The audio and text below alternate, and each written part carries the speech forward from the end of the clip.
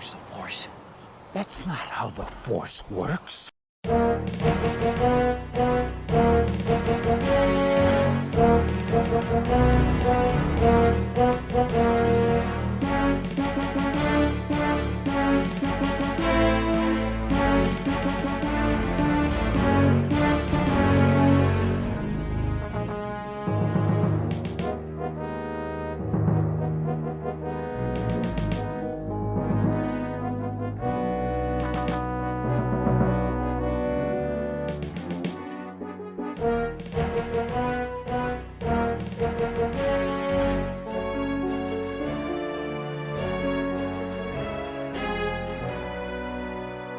Welcome to another episode of the Star Wars Errant. Today I present to you IG-11, a character we fell in love with in The Mandalorian, a psychotic droid bounty hunter as designed by its manufacturer, a dedicated sentient bounty hunter with a friendly introduction.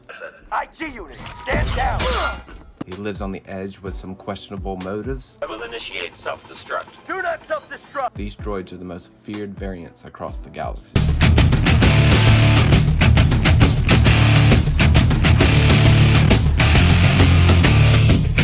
As you can see here, I have 3 IG-11s, all slightly different than the other, my own modifications. This one, however, is the original form. These I slightly modified.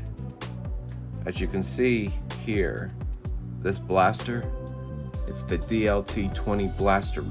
That's the same blaster that IG-88 used. As you can see here with IG-11, he has the same blaster type, but slightly smaller, maybe designed on purpose for more of a mobile kind of weapon.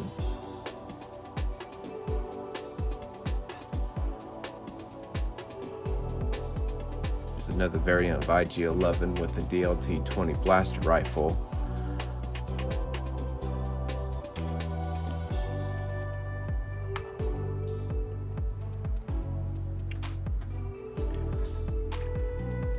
I love this design from the vintage collection. It did very well. They did great with the articulation. Everything on this character is superb. My only gripe with this character, and why you see variants here, is that how flimsy the weapons fall off the hands. It's not so easy to put it on and keep it there. The blasters peel off pretty easily from the hands.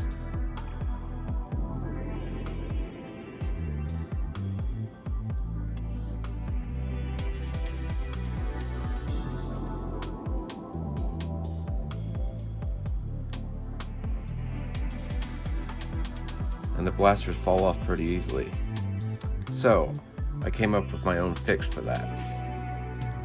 I actually super glued this blaster and this one to the hands, just slightly, not too much that it's very visible, and the guns stay on solidly. When you're in play, the blasters don't fall off so easily. Same with this one. Super glued this to its hand, that way it stays firm. But I only did it to one hand in case I wanted to put a loose blaster in that hand. Otherwise, here's a variant with just one blaster, using both hands.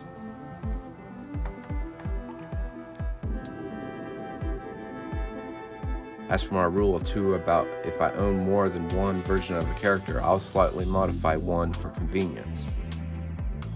Right here, as you can see, I have 3 of them.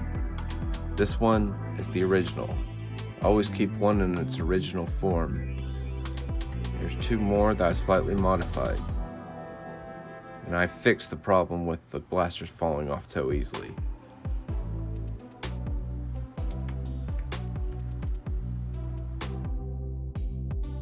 Another thing you might notice is that DLT-20 blaster rifle on this action figure bigger than this one. Apparently they are the same kind of blaster. This is the version that IG-88 used. This is the version they gave to IG-11. Since they have not made a vintage version of the IG-88 yet, I did my own modification for using a slightly bigger blaster. To hold in its case, I used this figure in the case of IG-88 until they eventually roll one out. Though it is slightly different in the way they are designed from the IG-11 and the IG-88. As you can see here, I put IG-88's belt from a previous line on this one. Make it look more like IG-88. But until they release an IG-88, IG-11 can stand in its place. They look similar enough, they look awesome enough. This is just an awesome looking character.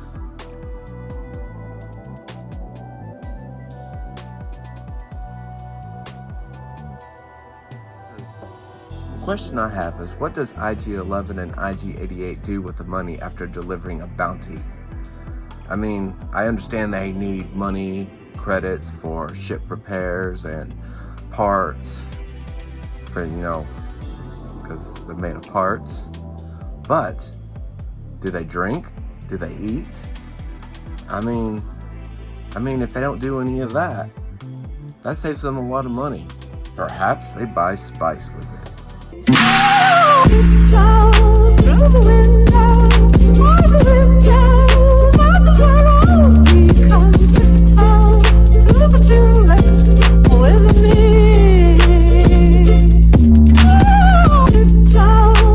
Do you wish to utilize my services?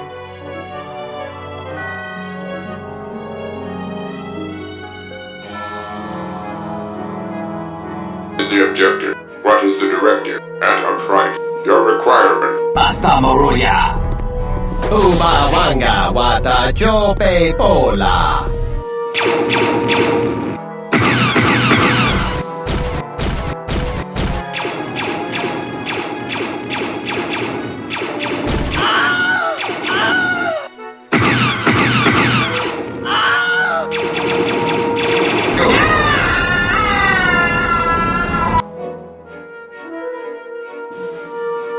Where is the target?